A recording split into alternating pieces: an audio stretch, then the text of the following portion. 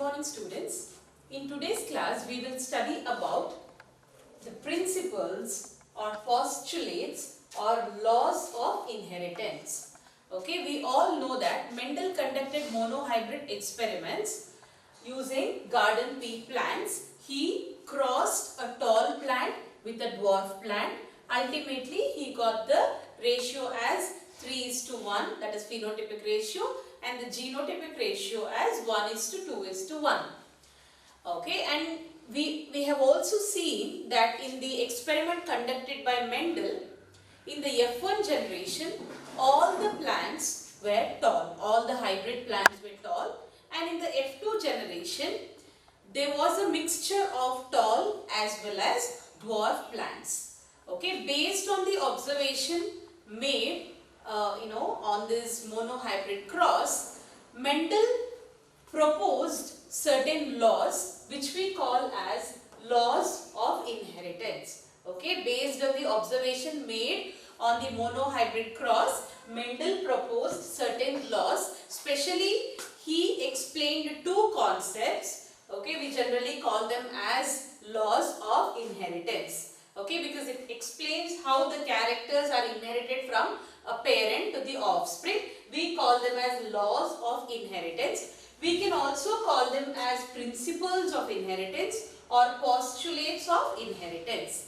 Okay, let's see which are the different laws of inheritance. Okay, first we will look into the first law, or this law is known as law of dominance. Okay, the first law or law of dominance. Okay, now when we studied about monohybrid cross, we came to know that when we crossed a tall plant with a dwarf plant, we use the symbol capital T, small t. Okay, I have already mentioned both the alphabets represents alleles. This is allele 1, this is allele 2. Alleles are the alternative forms of a gene. A gene can exist in more than one form, okay, which are known as alleles, and these capital T and small t represent different alleles for a specific character. Now, when these two plants were crossed, we got the gametes as capital T, here small t.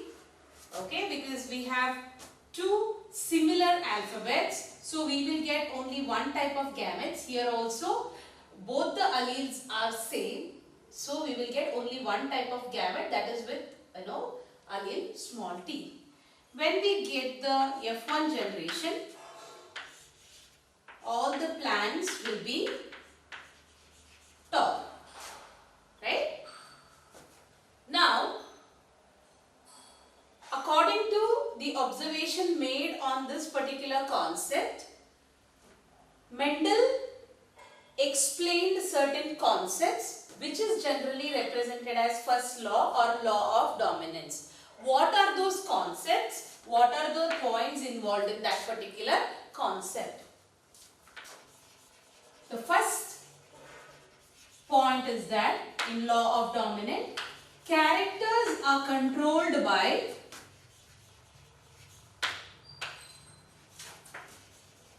discrete units called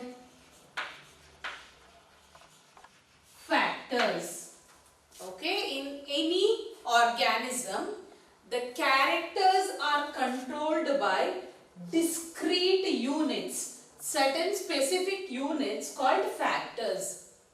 Okay, at that particular time, back then, when Mendel was carrying out all his experiments, the concept of gene, the concept of DNA was totally new to everyone.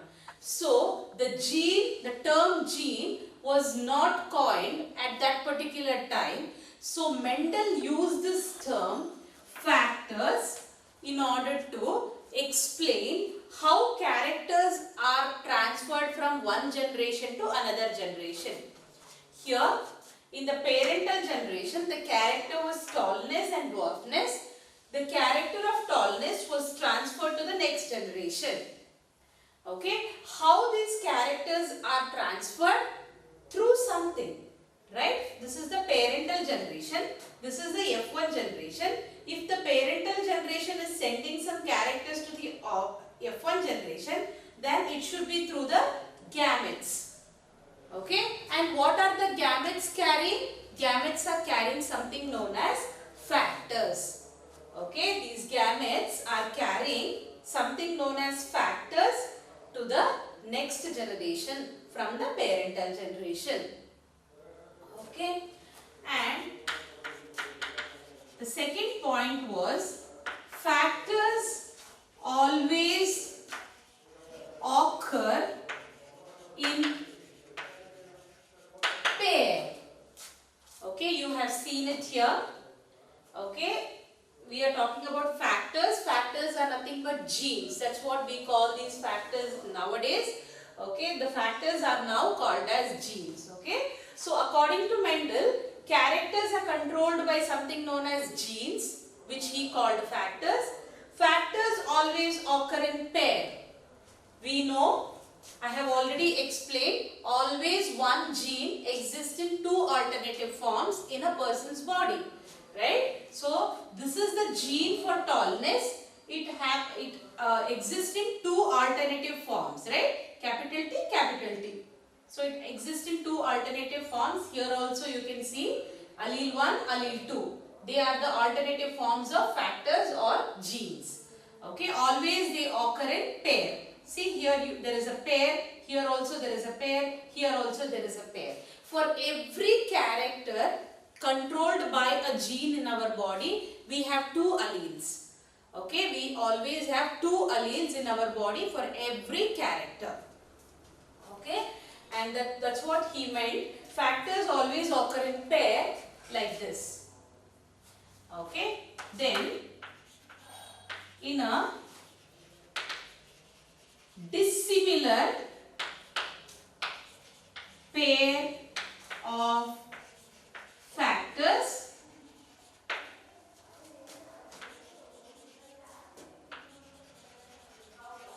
one member of the factor always dominates the other factor, which is recessive. Okay, in a dissimilar pair of factors. Now, let's see what are dissimilar pair of factors. Factor is nothing but gene. When we talk about pair of factors, they are nothing but the pair of allele that we have is represented as pair of factors. Now, let's take a dissimilar pair of factors. Now, what is a similar pair of factor? This is a similar pair of factor. When both the alleles are similar, they are similar, so they are known as similar pair of factors. Now, what is dissimilar pair of factor? This one. Here you see, there is one different allele, there is another different allele. So, this is a dissimilar pair of factor. In a dissimilar pair of factors, now, if the pair of factor is same, capital T, then definitely this pair of factor is going to code for a tall nature.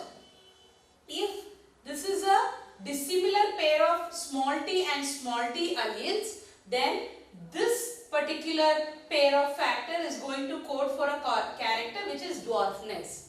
Now, when there is dissimilar pair of factors like one capital T and small t, if it is both capital T and both small t, there is no confusion because they are similar pair of factors.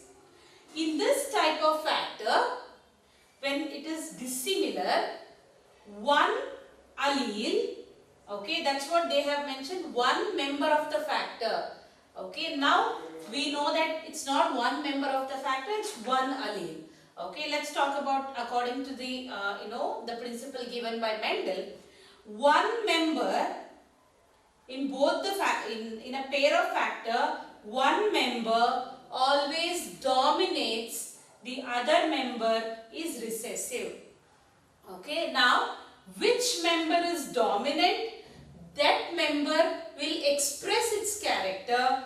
The other member who is recessive, they will be suppressed. Okay, so this is a dominant factor. This is a recessive factor. Okay, in a pair of factor, one member of the factor is dominant, the other member of the factor is recessive. The factor which is dominant, now I can say the allele which is dominant will express its character. Whereas the allele which is recessive will be suppressed. Okay? The allele which is dominant will express, the allele which is recessive will be suppressed. This is the actual law of dominance. Dominance means when we have one pair of alleles or one pair of factors, in that one pair of factors, if both the alleles are dissimilar like this, they are similar, so there is no confusion. Definitely it will code for one character. Now when we have combination of factor, how can we decide which character is going to be expressed? Because when we have capital T and small t together, a dissimilar pair of factor, which character will express in that particular plant, whether it's tall or it is dwarf? That confusion will always be there. So in order to clarify that particular confusion, Mendel explained that when we have dissimilar pair of character, the factor or the member of the factor which is dominant, they will express. Okay, if this is the combination of factors in a particular plant, then if this is dominant, then that plant will become tall. That plant will never become dwarf. If this allele is dominant, only then that particular plant will become dwarf. Otherwise, since this allele or this member of the factor is dominant, that plant is going to become taller plant. Okay, so this is these are the few concepts explained by Mendel. This concept is generally represented as law of dominance. Characters are always controlled by discrete units called factors, which is genes. Factors always occur in pair. Gene will always occur in pair. Gene has two alleles. In a dissimilar pair of factors, one member of the factor always dominates the other factor which is recessive. Okay, so this is the law of dominance explained by Mendel. Now let's move on to the second concept or the second law of inheritance, which is known as law of segregation of gametes. Now let's look into the second law of Mendel, which is known as law of segregation of gametes.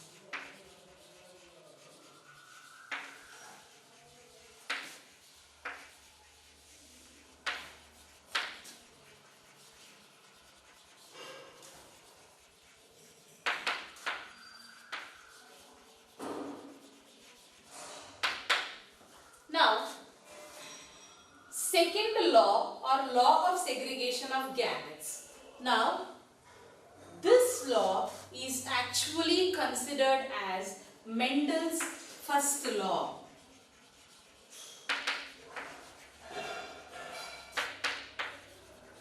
Even though this is known as second law of inheritance, this is the Mendel's first law. This is considered as Mendel's first law because this was actually neatly postulated or explained by Mendel as his first law. Okay, so in the examination, if the question is asked to write about Mendel's first law, it shouldn't be law of dominance, it should be law of segregation of gametes. Okay, so this law is considered as Mendel's first law. This is the general concept explained on law of inheritance.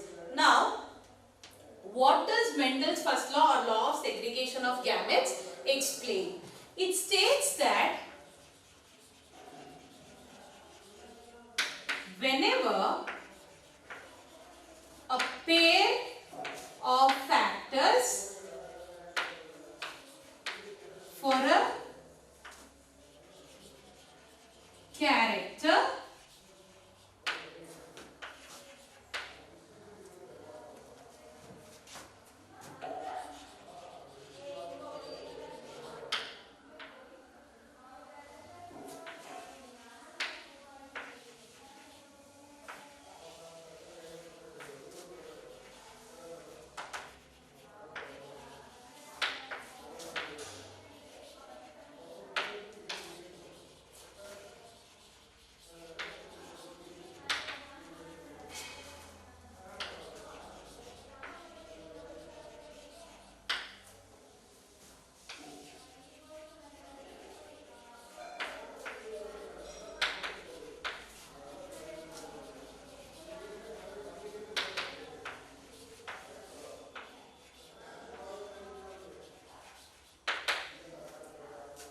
whenever a pair of factor for a particular character is present in an organism, the factor segregates or separates during the formation of gametes.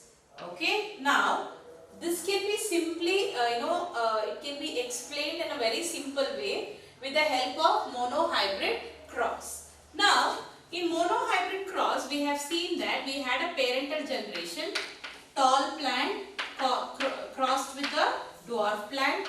We got the gametes as capital T and small t. We got F1 generation, capital T, small t. Now,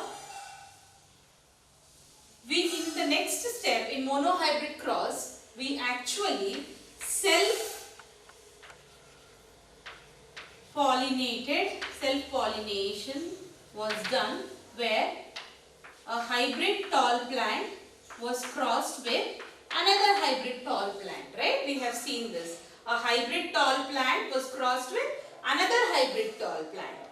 Now, when these two were crossed, again they will produce gametes. Now you see the gametes produced by them are capital T, a gamete carrying capital T allele, a gamete carrying small t allele. Here also capital T allele, small t allele. This is the actual step explained in Mendel's first law or law of segregation of gametes. Whenever a pair of factor for a character is brought together, okay, now a pair of factor is brought together for a particular character. A pair of factor is brought together in a particular character. Now imagine capital T is a allele coding for tallness. Small t is a allele coding for dwarfness. Now we take these hybrid plants and we are crossing this hybrid plant with one more hybrid plant. Now you see the type of gametes they are producing during the formation of gametes. Look at the gametes they are producing. This hybrid tall plant is producing two gametes, two different types of gametes. One gamete is carrying capital T allele, okay, otherwise we can say this factor known as capital T, or this gamete is carrying the factor known as small t. Okay, now this explains that even though the allele responsible for tallness and the allele responsible for dwarfness remained together for a longer time, they did not mix with each other. Okay. Okay, so the allele responsible for tallness, capital T, allele responsible for dwarfness, small t, otherwise the factor responsible for tallness, the factor responsible for dwarfness, they remain together. They did not mix with each other. They remained pure. Okay? They remained pure. They did not mix with each other. What would have happened if these two alleles had mixed with each other? Can you imagine? These alleles stayed together, okay, but they did not mix with each other. How do you know that they did not mix with each other? Because while they were forming gametes, they sent this allele separate and they sent this allele separate. They did not mix. But this is something which is happening genetically. How do we know? We have not seen that they do not mix. We have a proof because when we got the F2 generation, we got capital T, capital T, capital T, small t, capital T, small t and small t, small t. We got a tall plant, we got another tall plant, another tall plant, we got a dwarf plant. The proof is this. When these two plants were crossed, they formed different gametes. When F2 generation plants were formed, you see, out of 4 plants, 3 plants were tall and 1 plant was dwarf. Right? In the ratio of 3:1. Now, this appearance of dwarfness is a proof that these alleles did not mix with each other. They did not make the other factor impure. Always these two alleles remain together. Imagine this is the allele for, this is the capital T allele, this is small t allele. They remain together in a hybrid plant. Okay, these two alleles for a particular character. Which character? Tallness. These two alleles remain together. They both were coding for one particular character. Which character? Tall. Right? I am talking about this condition. This is capital T, this is small t. They remain together and this particular plant was tall. Now, when this particular plant is allowed to form, it is asked to form gametes, then capital T allele will go in one gamete, small t allele will go in another gamete. They will never mix with each other. If they had mixed, then if this capital T coding for tallness, the small t coding for dwarfness, if these two had mixed with each other, then we would have got medium-sized plants. Right? This is for tallness, this is for dwarfness. Imagine these two had mixed, we would have got medium-sized plants. For example, right? But we have not received any medium-sized plants when these two alleles, when they had to form gametes, when this particular hybrid plant had to form the gametes, this capital T allele will go in one gamete, small t allele will go in another gamete. They never mix with each other. They will segregate or they will separate during the formation of gametes. This is what is explained in Mendel's second law. When a pair of when a pair of factors for a character is brought together, they will separate or segregate. Segregate is nothing but separation. The meaning of segregation is separation.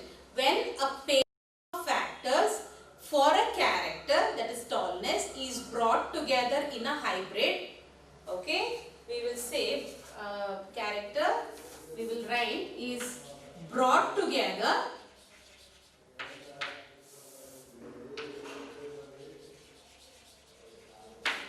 in a hybrid. Okay, this would be the perfect explanation. This is the hybrid. When a pair of similar factors brought together in a hybrid, they will separate or segregate during the formation of gametes. They will never mix with each other to form an intermediate character. Okay, the proof for this is that we will get dwarfness in the F2 generation. Even though in the F1 generation we got all tall plants, we felt that might be dwarfness is missing somewhere, but dwarfness will reappear in the F2 generation. This is the proof that this allele for dwarfness always remained calm. It expresses itself in the F2 generation. It never mixed with the capital T allele or the dominant allele.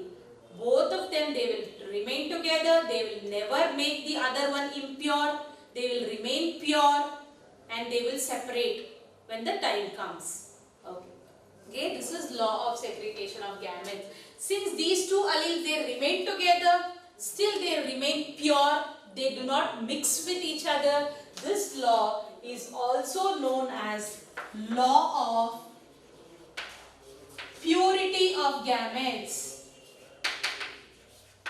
Law of purity of gametes. Law of segregation of gametes is also known as law of purity of gametes, because both the factors, they remain together but they will remain pure. They will never mix with each other and they will segregate or separate when the time comes without making the other allele impure. Okay, so this is law of segregation of gametes or law of purity of gametes. This law is referred as Mendel's first law. Okay, the proof for this law is appearance of dwarfness in the F2 generation. If these two alleles had mixed with each other, we wouldn't have got the dwarfness in the F2 generation. Okay, so this is all about the laws of inheritance proposed based on monohybrid cross.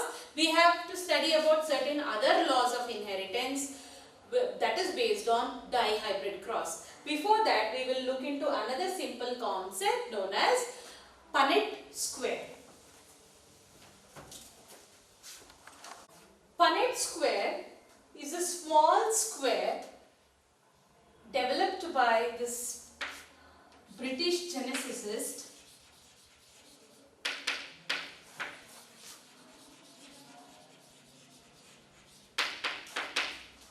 Reginald C. Punnett. Okay, a British geneticist known as Reginald C. Punnett developed this Punnett square.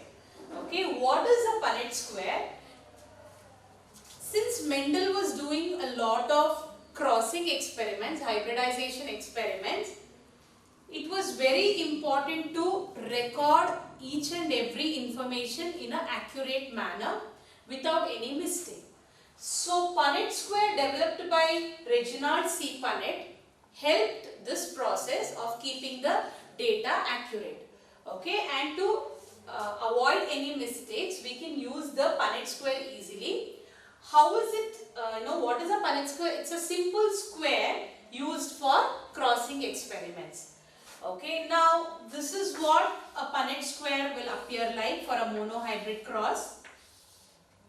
This is the simple Punnett square that we can use for monohybrid cross. Okay, now let's talk about monohybrid cross again. We are crossing a tall plant with a dwarf plant. We will get the gametes as capital T and small t. We will get the F1 generation as capital T, small t. Right? Now, and all the plants that we get here is tall. We can, in a simple way, we can represent it like this. If you want to use Punnett square in order to do this crossing experiments, then how do we write it? Now, in the Punnett square, this part is known as the upper portion and this is the left part of the square. Okay. In the upper portion, we will always write male gametes. Okay, the gametes produced by the male parent. on the left portion, we will always write the gametes produced by the female parent. Let's consider this capital T as a female parent and small t as a male parent. Let's consider this as a female parent, this as a male parent. Then we will write this female parent and the gametes produced by female parents on the left hand side. Okay, and the male gametes will be written on the right hand side. So this is female, this is male. You know the symbol, right? How we write the male and this is female. Now let's combine the gametes produced by the male parent with the gametes produced by the female parent. Capital T will be and you hold it like this. The capital T will be combined with small t and we will write this combination here. Capital T, small t. Again capital T, small t. Again capital T, small t. Capital T, small t. This is the combination. Now what is capital T and small t? Tall plant. Capital T, small t, tall. Again tall, one more tall. So this is the result. This is the F1 generation we are writing in with the help of Punnett square.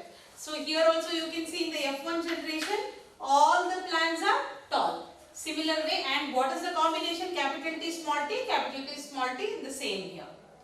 So capital T, small t, all the plants are tall. Here we are writing in a very simple way F1 generation. However, the calculation goes like this. Okay. Now, why I have written two gametes produced by male parent and female parent here? Here also we could have written one more capital T, one more small t, but ultimately it is going to give us the same result, so we do not want to complicate the process. Now let's talk about selfing or self-pollination.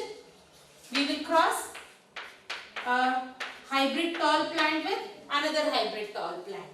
The gametes produced by them will be capital T, small t, capital T, small t. Now let's see what we get in F2 generation. For that we will draw one more Punnett square.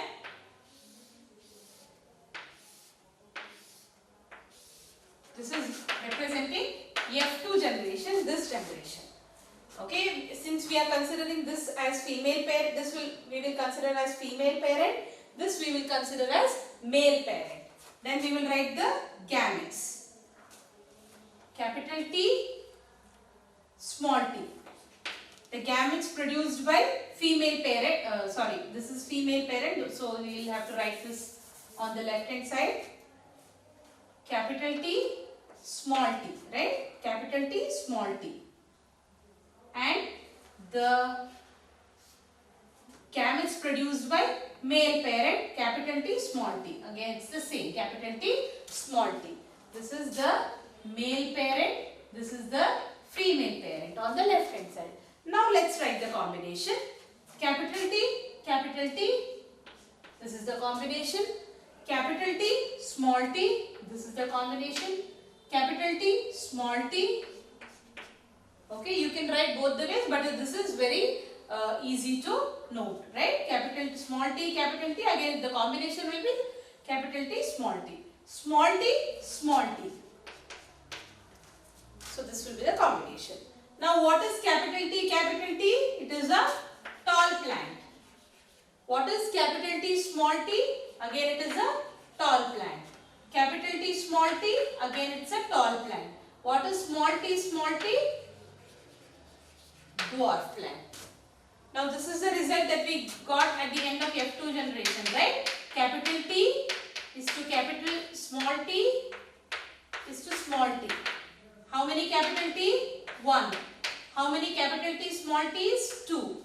How many small t is 1. the ratio that we got, the genotypic ratio, it's the same. Either you write it this way, you write it here, capital T, capital T, capital T, small t, capital T, small t, small t, small t. This is going to be the same result, right? Capital T, 1, capital T, small t, 2, again it's the same, small t, 1. You write it this way or you use a Punnett square, the concept is going to remain the same. Then why we have to use Punnett square for such simple calculation or such simple crossing? Punnett square actually helps us when we make a dihybrid cross, a crossing more than one character, or the cross, if we are doing cross with more than one character, that time Punnett square is going to help us a lot, because we can't be writing larger calculations based on the simple step, so we can use Punnett square. I will explain once we start studying about the dihybrid cross. Okay, so this is all about Punnett square. This is what we use in order to do the crossing experiments to make our calculations simple. Okay, then we are left with one last topic where we will study about certain terms which are very important in genetics. Now we use the term known as homozygous in genetics. What is this homozygous condition? When two similar alleles code for one particular character, that condition is known as homozygous. For example, capital T, two same alleles coding for tallness. Small t, both same alleles, similar alleles coding for dwarfness. This condition is known as homozygous, when a pair of similar alleles code for one particular character. This condition is known as homozygous. We have one more condition known as heterozygous condition. This is the condition in which hetero means different, homo means same. When same alleles, similar alleles code for a character, this is homozygous condition. When a pair of dissimilar alleles code for one particular character, this condition is known as heterozygous. Even though they are coding for tallness, the alleles that code for tallness are different, right? They have dissimilar alleles coding for one particular character. Then we will have to know about another term known as genotype. I have already mentioned in my previous class that the whole genetic constitution that is present in an organism's body is known as genotype. This is represented with the help of alphabets like this. Okay. So capital T, it is tallness, capital T, tallness, small t, dwarfness. So genotype is generally represented with the help of alphabets. Okay, the complete genetic constitution of an organism is represented as genotype. Then we will talk about phenotype. Phenotype means the observable, the morphological or behavioral character that an organism expresses is known as phenotype. The example is tallness and dwarfness. You can take any character that we can observe in an organism from external view, from outside. Okay, it could be a morphological behavior, it could be a, generally it is explained with the help of morphology and the behavior that you can see from outside is represented as phenotype. Okay, then we know what are genes. They are unit of inheritance. What are alleles? Alleles are nothing but alternative forms of a gene. Okay. So I hope these 4 terms are very clear to you. Homozygous, when we have two similar alleles coding for a character. when you have two dissimilar alleles coding for a character, that becomes heterozygous condition. With this, we will end this concept known as principles of inheritance or laws of inheritance. We have studied about two laws, the first law and the second law. First law is law of dominance, second law is law of segregation of gametes. Law of segregation of gametes is known as Mendel's first law. Then we know about Punnett square, how why it is used. We will use it more in when we talk about dihybrid cross. Okay, and you know about certain terms here. With this, we will end today's class. In our next class, we will start with some other concept known as incomplete dominance, codominance, and we will move on to dihybrid cross. Thank you.